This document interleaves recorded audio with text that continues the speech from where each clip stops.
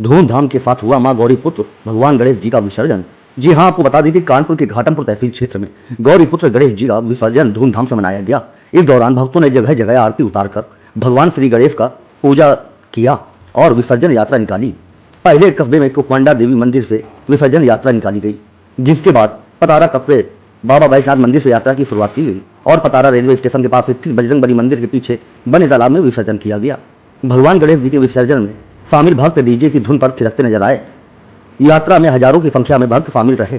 भक्तों ने गणपति प्रतिमा की आरती उतारकर पूजा अर्चन किया। वहीं मंदिर परिसर में भंडारे का आयोजन किया गया, जिसमें हजारों की संख्या में पहुंचे भक्तों ने प्रसाद ग्रहण किया।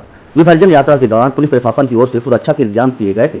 भक्तों के द्वारा बताया गया कि पतारा विसर्जन यात्रा के 13 वर्ष पूरे हो चुके हैं, जहां हर वर्ष भक्तों की भीड़ बढ़ती दिखाई देती।